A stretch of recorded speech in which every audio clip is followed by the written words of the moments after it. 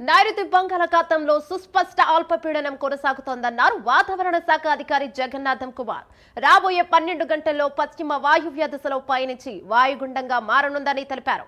దీని ప్రభావంతో 12 గంటల్లో భారీ నుంచి అతి భారీ వర్షాలు రానున్న 4 రోజుల్లో కోస్తా జిల్లాలోని కొన్ని ప్రాంతాల్లో తేలికపాటి నుంచి మోస్తారు వర్షాలు కురిసే అవకాశం ఉందన్నారు. తీరం వెంబడి గంటకు 40 నుంచి 55 కిలోమీటర్ల వేగంతో ఈదురుగాలులు వీచే ఛాన్స్ ఉందన్నారు.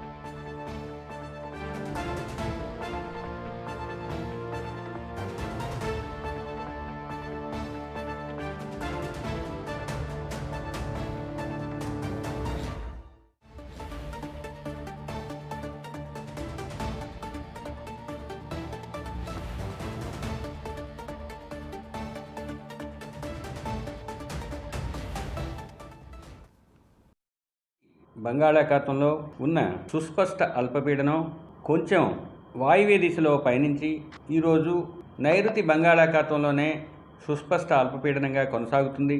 రాబోయే కొన్ని గంటలలో వాయువ్య దిశలో పయనిస్తూ అది మరింత బలపడే అవకాశం ఉండటంతో పాటు వాయుగుండంగా పరిణమించే అవకాశం ఉన్నది.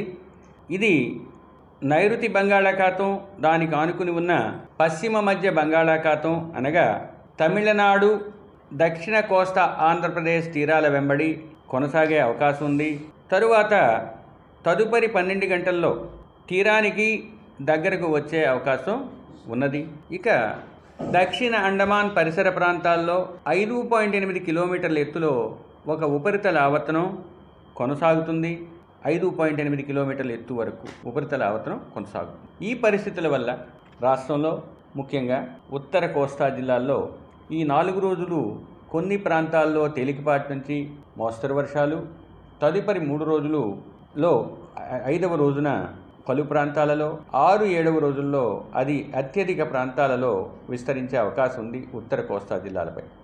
దక్షిణ కోస్తా జిల్లాలపై ఈ 2 రోజులు అత్యధిక ప్రాంతాలలో తేలికపాటి నుంచి మోస్తరు వర్షాలు, తదుపరి 5 రోజులు పలు ప్రాంతాలలో తేలికపాటి నుంచి మోస్తరు వర్షపాతం ఉండే అవకాశం. నైరుతి బంగాళాఖాతంలో ఉన్న సుస్పష్ట అల్పపీడనం కొంచెం వాయువ్య దిశలో